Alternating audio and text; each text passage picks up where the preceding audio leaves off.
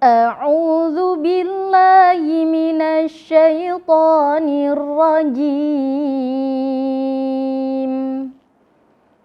Bismillahirrahmanirrahim. Alhaakumut takatsur hatta zurtumul maqabir. Kalla sawfa ta'lamun. Summa kalla sawfa ta'lamun. Kalla law ta'lamuna ilmal yakin latarawunnal jahim. Thumma latarawunnaha 'ainal yakin. Thumma latus'alunna yawma idzin 'anin na'im. Bismillahirrahmanirrahim. Wal 'asr. Innal insana lafi khusr. Illal ladzina amanu wa 'amilus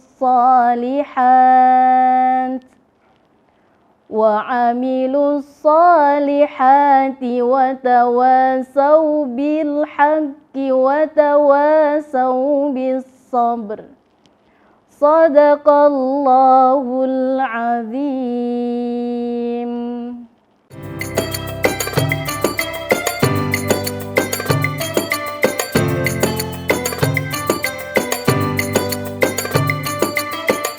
Bismillahirrahmanirrahim. Assalamualaikum warahmatullahi wabarakatuh. Alhamdulillahirabbil alamin. Shalatu wassalamu ala asrofil anbiya'i wal mursalin wa ala alihi wa sahbihi ajma'in. Amma ba'd. Puji syukur kehadirat Allah Subhanahu wa taala yang telah melimpahkan rahmat, taufik serta hidayahnya kepada kita semuanya, sehingga pada kesempatan hari ini kita masih bisa menjalankan perintah Allah, yaitu berupa kewajiban beribadah puasa di bulan Ramadan ini. Mudah-mudahan semua ibadah yang kita lakukan di bulan Ramadan ini mendapatkan ridho dari Allah Subhanahu wa taala. Amin, Allahumma amin. Salawat serta salam semoga senantiasa tercurah kepada junjungan kita Nabi Agung Muhammad sallallahu alaihi wasallam. Mudah-mudahan kita semuanya beserta kerabat kita kelak mendapatkan syafaat dari beliau di yaumil qiyamah. Amin, Allahumma amin. Pemirsa Sakura yang dirahmati Allah, tema kita pada hari ini adalah tentang keutamaan sholat subuh. Mengapa ini perlu kita bahas bersama? Karena tidak sedikit sholat subuh itu yang menganggapnya enteng, dan tidak sedikit sholat subuh itu yang menganggapnya sebagai suatu ibadah yang berat. Dan sayangnya yang menganggap enteng maupun yang menganggap berat ini sama-sama akhirnya mengambil sikap, ada yang meremehkan, kemudian ada juga yang melalaikan, kemudian karena itu terasa berat, karena di pagi hari waktu ngantuk-ngantuknya, ketika tidurnya masih pulas-pulasnya, itu akhirnya juga dengan sengaja meninggalkan. Oleh karena itu, marilah pada kesempatan hari ini kita bersama-sama mengkaji, membahas tentang keutamaan sholat subuh. Mudah-mudahan dengan momen Ramadan ini kita bisa merubah apabila sampai saat ini kita masih belum bisa melaksanakan sholat subuh sesuai dengan ketentuan syariat Islam. Mengawali pembahasan kita, saya akan menyampaikan sabda Rasulullah SAW yang berbunyi, Inna asqola sholatin alal munafikina sholatul isya'i wa sholatus subhi. Walau ya'lamuna ma fihima la atauhuma walau habwan. Yang artinya kurang lebih adalah sesungguhnya sholat yang paling berat bagi orang munafik itu adalah sholat isya dan sholat subuh. Walau ya'lamuna, dan sekiranya mereka itu sebenarnya mengetahui mafihima, apa-apa yang terkandung dalam sholat subuh, artinya keutamaan sholat subuh itu, la atauhuma walau habwan, niscaya mereka akan mendatangi sholat subuh itu meskipun datang dengan keadaan merangkak. Dari sini kita bisa mengambil sebuah pelajaran, pemirsa yang dirahmati Allah, bahwa di dalam makna hadis yang tadi kami sampaikan itu betapa Rasulullah khawatir kepada kita semuanya.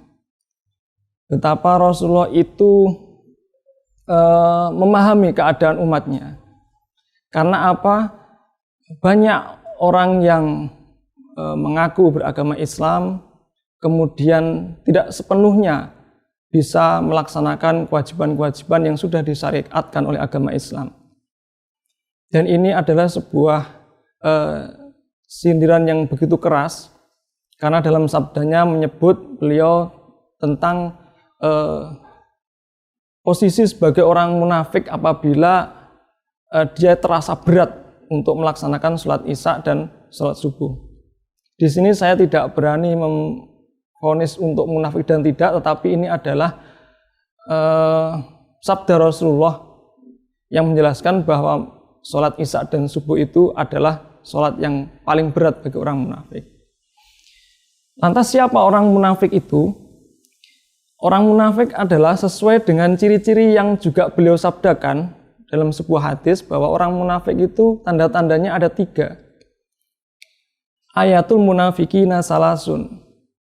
Yang pertama adalah idza hadasa kadzaba. Idza hadasa kadzaba. Orang munafik itu kalau berbicara bohong. Orang munafik itu kalau berbicara suka dusta. Dia mengaku, ya saya beragama Islam. Iya, sholat subuh itu sholat wajib. Sholat subuh itu sholat yang diutamakan oleh Allah. Ketika mulutnya berbicara seperti ini, tapi dalam kenyataan subuhnya masih kesiangan. Bangunnya kesiangan, kemudian tidak sholat subuh. Dan itu dilakukan sering, hampir menjadi kebiasaan setiap hari. Nah, ini salah satu bahwa dia berbohong kepada Allah. Mulutnya berkata, mengakui bahwa dia orang Islam, kemudian mengakui sholat subuh itu sebagai kewajiban, tapi ada yang tidak melaksanakan, banyak, kemudian juga ada yang melaksanakan tapi masih kesiangan, jadi tidak berada dalam waktu subuh. Kemudian tanda-tanda yang kedua, itu idza wa'ada akhlafa. Orang munafik itu kalau berjanji, dia suka ingkar. Sebagai muslim kita berjanji, kita bersaksi dalam syahadat bahwa asyhadu alla ilaha illallah, saya bersaksi tidak ada Tuhan selain Allah, wa asyhadu anna Muhammadar Rasulullah, saya bersaksi bahwa Muhammad adalah utusan Allah. Dan kita berjanji untuk mentaati syariat-syariatnya, supaya kita menjadi orang yang beriman dan bertakwa. Tapi ketika mendapatkan kewajiban untuk melaksanakan sholat subuh, seringkali kita masih mengabaikan. Seringkali kita masih menganggapnya remeh. Masih ngantuk, masih capek, berat sekali. Ada yang sengaja meninggalkan, ada yang melaksanakan tapi sudah kesiangan. Seperti ketika dia mengatakan bahwa sholat itu wajib, kemudian saya yakin dengan perintah Allah, saya beriman kepada Allah, tapi mulutnya berbohong. Dan ini pun berjanji kepada Allah untuk mentaati syariatnya, mentaati kewajiban-kewajiban yang ditetapkan oleh Allah. Salah satu diantaranya adalah sholat subuh, ternyata juga masih diingkari. Kemudian tanda-tanda yang ketiga dari orang munafik itu adalah wa idza tumina khana. Dia itu kalau dipercaya berkhianat. Dipercaya sebagai seorang pendidik, kemudian dipercaya sebagai orang tua yang juga bertugas mendidik anaknya, membimbing supaya bisa melaksanakan sholat subuh. Kemudian dipercaya sebagai pribadi yang berilmu, dipercaya sebagai pelajar yang saat ini sedang mengenyam pendidikan ilmu agama. Tapi ketika dipercaya sebagai pribadi yang sesuai dengan posisinya masing-masing, yang itu punya kesempatan sama untuk melaksanakan ibadah sholat subuh, masih juga sering subuhnya kesiangan, sering melalaikan tidak melaksanakan sholat subuh. Nah ini, kita khawatir dengan kondisi seperti ini, maka sebagai umat Islam, tentu kita yang paling utama kita khawatirkan adalah diri kita sendiri, keluarga kita, anak-anak kita. Maka jangan sampai kita masuk dalam kategori seperti yang disabdakan oleh Rasulullah itu. Karena itulah, mari kita pahami bersama, kita ambil pelajaran dari sabda Rasulullah ini, yang beliau melanjutkan keterangannya, walau ya'lamu nama fihima, andaikan orang Islam itu mengetahui semua yang terkandung atau keutamaan sholat subuh itu, la'atuhuma walau habban, maka ia akan mendatangi walaupun dalam posisi merangkak. Itu berarti sudah luar biasa sekali. Sebagian bulan Ramadan ini, kalau rahasia Ramadan itu diungkapkan semua, maka orang akan berdoa supaya sepanjang tahun itu adalah bulan Ramadan, bulan puasa. Begitu juga dengan sholat subuh. Andaikan sholat subuh ini semuanya diungkapkan keutamaannya, maka meskipun kita dalam kondisi tidak bisa berjalan, harus merangkak, maka akan nekat merangkak. Nah, mari kita ambil pelajaran bersama. Posisi keutamaan sholat subuh yang luar biasa ini, kemudian peringatan Rasulullah tentang orang yang selalu berat melaksanakan sholat subuh ini, tentu sekarang bisa kita ukur dari diri pribadi kita masing-masing. Kalau beratnya itu karena capek, saya itu bekerja seharian penuh, bahkan sampai malam, kemudian saya capek, kemudian untuk bangun tidur itu sulit. Itu ada orang yang beralasan demikian. Ada yang saya itu kalau malam harus tidurnya tidak bisa sore, harus malam hari, kalau sudah larut baru bisa tidur. Akhirnya subuhnya kesiangan, bahkan tidak sempat sholat subuh. Nah, coba sekarang kita balik, kita amati sekarang. Apabila dalam sehari-hari, andaikan keutamaan sholat subuh itu dijanjikan dalam bentuk material. Misalkan setiap hari orang yang mau bangun sholat subuh itu dapat uang 1 juta. Kemudian sholat subuh itu setiap hari dilakukan selama 1 tahun yang jumlahnya kurang lebih 365 juta. Berarti dalam setiap tahun, setiap orang dapat 360 juta. Itu apakah kita akan tetap rela dengan berbagai persiapan supaya bisa bangun sholat subuh, atau tetap meninggalkan uang 1 juta per hari itu dengan tetap tidur dan tidak menerimanya? Kalau ternyata kita lebih memilih, oke, saya bisa sholat subuh tepat waktu. Karena apa? Setiap hari 1 juta. Kalau hati kita masih punya menimbang dan akhirnya memilih untuk bisa tetap bangun pagi karena kita tahu bahwa setiap hari itu mendapatkan uang 1 juta kali 365 hari, atau dalam 1 tahun berarti 365 juta. Itu sebenarnya kita mampu untuk bangun sholat subuh tepat waktu. Karena kita termotivasi oleh dunia. Sementara untuk sholat subuh ini Allah tidak hanya menjanjikan dunia. Tidak hanya menjanjikan dunia saja, tapi dunia akhirat. Bahkan sholat subuh ini nilainya, sebelum sholat subuh, sholat fajar 2 rakaat sebelum sholat subuh saja, itu pahalanya setara dengan melebihi dunia dan isinya. Nah ini sebagai ujian keimanan kita sebagai umat Islam. Kemudian ada lagi yang lebih darurat lagi. Misalkan kita masih tidur, kemudian kita dibangunkan bahwa mungkin rumah kita, toko kita, ataupun itu terbakar. Bangun-bangun, ini rumah kita terbakar, kita kebakaran, kita harus segera menyelamatkan diri.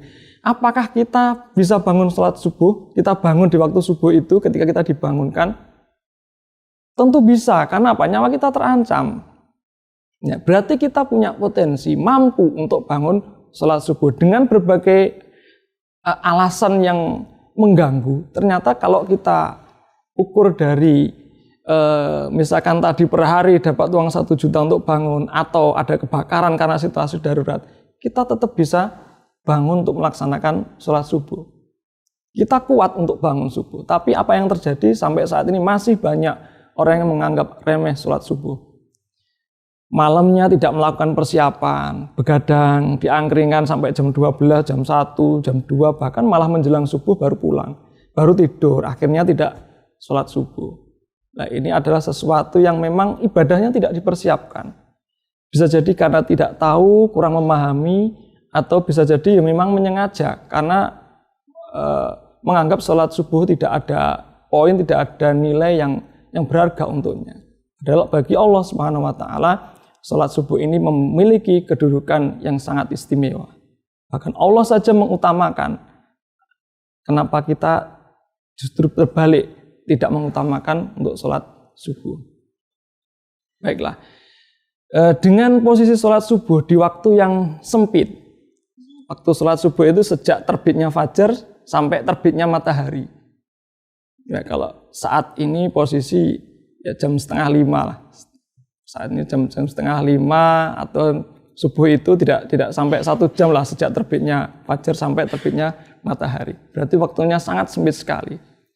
Dan posisi di pagi hari mungkin yang masih dingin, sejuk dan enak-enaknya tidur. Apakah kita diminta Allah untuk melaksanakan kewajiban itu hanya sekedar kewajiban untuk Allah semata? Tidak, itu semuanya adalah untuk kita semua, untuk kita sendiri. Allah Maha Bijaksana. Di balik itu semua Allah menyiapkan pahala balasan yang luar biasa bagi orang yang membiasakan diri untuk bangun sholat subuh. Sholat subuh dianggap juga oleh sebagian sebagai ujian keimanan seseorang. Kalau kita merinci kriteria ujian itu, biasanya ujian itu sulit, ujian itu berat, tapi ujian itu tidak mustahil. Karena apa? Itu bisa dilakukan. Seperti kita mengejarkan ujian ulangan, itu bagi mereka yang sudah mempersiapkan diri dan membiasakan untuk belajar, maka tidak akan sulit. Begitu juga dengan sholat subuh, ini berat waktunya, sempit, kemudian jamnya juga mepet. Itu Allah mempersiapkan kondisi yang seperti itu dengan balasan yang luar biasa bagi orang yang membiasakan. Dan untuk terbiasa ini memang harus dipersiapkan supaya bisa bangun sholat subuh dan harus dibiasakan. Sehingga tidak lagi menjadi ujian tapi menjadi kebiasaan, ikhlas hanya semata-mata untuk mencari ridho Allah Subhanahu wa taala. Lantas apa saja keutamaan sholat subuh? Kok sholat subuh itu begitu spesialnya bagi Allah? Yang pertama, ketika kita melaksanakan sholat subuh, keutamaan yang pertama adalah kita mendapatkan pahala yang sama dengan ketika kalau kita melaksanakan sholat malam penuh. Bayangkan kita pernah melakukan sholat malam semalam penuh sampai pagi fajar, melakukan sholat malam terus qiyamul terus. Belum pernah. Dan sulit, kalaupun ada itu ya tidak banyak orang yang mampu melakukannya. Sementara ini pahalanya didapatkan juga oleh orang yang melaksanakan sholat subuh. Kalau orang yang mau melaksanakan sholat isya, maka dia mendapatkan setengah dari sholat malam, pahala sholat malam. Kemudian kalau melaksanakan sholat subuh, maka ia mendapatkan pahala yang sama ketika kita melaksanakan qiyamul lail semalam suntuk. Luar biasa. Apalagi kalau justru malah subuhnya didahului dari qiyamul lail, mulai jam 3 kita bangun atau setengah 3, disambung nanti sampai dengan sholat sunnah sebelum qobliyah subuh, sholat fajar, kemudian sholat subuh. Luar biasa. Ya. Itu keutamaan sholat subuh yang pertama.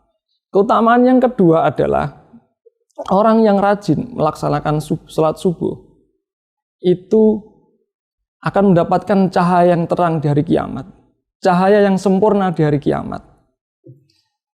Kita nanti bisa, pemirsa Sakura bisa membaca di Quran surat Al-Hadid ayat 12-15. Di situ dijelaskan bahwa ketika orang-orang munafik yang mengaku Islam kemudian berbuat amal kebaikan yang luar biasa dengan ibadah-ibadah yang lain, kemudian tetapi masih meninggalkan sholat subuh, maka di akhirat, di hari kiamat nanti dia seperti kehilangan cahaya. Bisa dibaca di Quran surat Al-Hadid ayat 12-15. Jadi ketika berada di hari kiamat, itu kondisi saat itu akan sangat gelap gulita karena matahari digulung, kemudian bintang-bintang berjatuhan. Ini dijelaskan dalam surat At-Takwir ayat 1-2. Jadi ketika matahari sudah tidak bersinar, kemudian bintang berjatuhan, tidak ada cahaya sama sekali, maka dijelaskan di situ gelapnya berlipat ganda. Dan cahaya itu adalah cahaya, di antara cahaya nanti dimiliki oleh orang Islam adalah cahaya dari terbiasa melaksanakan sholat subuh. Karena itulah untuk proses menyeberang Shiratal Mustaqim ini, peran cahaya ini sangat luar biasa. Sehingga dijelaskan dalam syariat Islam bahwa orang yang menyeberang jembatan Shiratal Mustaqim itu ada yang secepat kilat, ada yang seperti angin, ada yang berjalan, ada yang berlari, ada yang merangkak. Bahkan yang merangkak ini pun harus melewati beberapa jeruji besi yang itu bisa merobek kulitnya. Ada yang tetap bisa selamat dan ada yang jatuh ke neraka. Nah, sehingga orang-orang munafik ini dijelaskan dalam surat Al-Hadid itu mencari orang Islam yang rajin sholat subuh, mencari orang-orang beriman yang memiliki cahaya, ingin bersama-sama. Tapi apa dikatakan oleh orang yang beriman dan memiliki cahaya ini? Carilah cahaya sendiri. Kamu adalah orang soleh juga, kamu orang Islam juga. Temukan cahayamu. Maka dia kembali mencari cahaya, tidak ketemu lagi. Nah ini yang harus kita waspadai bersama. Karena itu di antara manfaat atau keutamaan sholat subuh adalah kita akan memiliki cahaya yang sempurna di hari kiamat kelak, sehingga bisa menyelamatkan kita sampai ke surga. Kemudian keutamaan yang ketiga adalah kita bertemu langsung dengan Allah. Kita bertemu langsung dengan Allah. Dan ini kenikmatan bertemu langsung dengan Allah, bisa melihat Allah secara penuh, tidak terhalang oleh apapun. Ini kenikmatannya melebihi nikmat yang ada di surga. Luar biasa. Dan ini kesempatan ini diberikan kepada orang yang rajin melaksanakan sholat subuh. Begitu luar biasanya. Siapa yang tidak ingin bisa melihat Allah secara langsung, dan ini salah satu amalan atau yang bisa menjadikan perantara kita untuk bisa sampai ke sana adalah dengan kita tetap menjaga sholat subuh kita tepat waktu, bahkan yang laki-laki bisa berjamaah ke masjid. Dan harus diusahakan sebagai seorang laki-laki harus bisa datang ke masjid untuk berjamaah subuh. Bagaimana dengan perempuan? Perempuan boleh ke masjid, tapi sholat di rumah juga lebih baik. Tapi untuk laki-laki diusahakan semampunya supaya bisa melaksanakan sholat subuh berjamaah di masjid. Nah, inilah keutamaan yang luar biasa yang dimiliki oleh sholat subuh. Dan yang selanjutnya adalah yang keempat, sholat subuh ini beriringan dengan ada sholat sunnah fajar qobla subuh. Yang ini pahalanya adalah lebih baik dari dunia dan seisinya. Sholatul fajri khairum minat dunya wa ma fihima. Ada riwayat lain yang berbunyi sholatul fajri khairum minat dunya jami'an. Jadi sedikit ada beda matan tapi dengan rawi yang berbeda. Jadi keutamaan sholat sunnah fajar saja yang mengiringi sholat subuh, itu sholat sunnahnya saja lebih baik dari dunia seisinya. Apa yang lebih baik dari dunia seisinya? Apalagi sholat subuh sebagai sholat yang wajib dan sholat yang diutamakan Allah, pahalanya melebihi itu semua. Karena itulah pemirsa Sakura yang dirahmati Allah, momen Ramadan ini adalah momen yang sangat tepat. Momen Ramadan ini adalah saat yang utama untuk memperbaiki ibadah kita kepada Allah. Kalau sampai dengan detik ini kita masih sering merasa sulit untuk bangun sholat subuh, apalagi sholat subuh berjamaah, kemudian masih enggan, kemudian masih terkadang melalaikan. Di bulan Ramadan kini ada ibadah sahur, kemudian berdekatan dengan waktu subuh. Ini adalah bisa kita jadikan sarana untuk melatih supaya setelah Ramadan nanti kita bisa melaksanakan sholat subuh tepat waktu, bisa tertib di sepanjang hayat kita. Sehingga keutamaan sholat subuh ini yang seperti sudah kita bahas di muka tadi bisa kita dapatkan dan kita tidak tergolong sebagaimana sabda Rasulullah tadi, tidak tergolong sebagai kelompok orang-orang yang munafik yang kehilangan cahaya ketika nanti di hari kiamat. Naudzubillah min dzalik. Demikian yang bisa kami sampaikan pada kesempatan hari ini, mudah-mudahan bermanfaat. Mohon maaf atas segala kekurangan dan kesalahan. Billahi taufik wal hidayah. Assalamualaikum warahmatullahi wabarakatuh.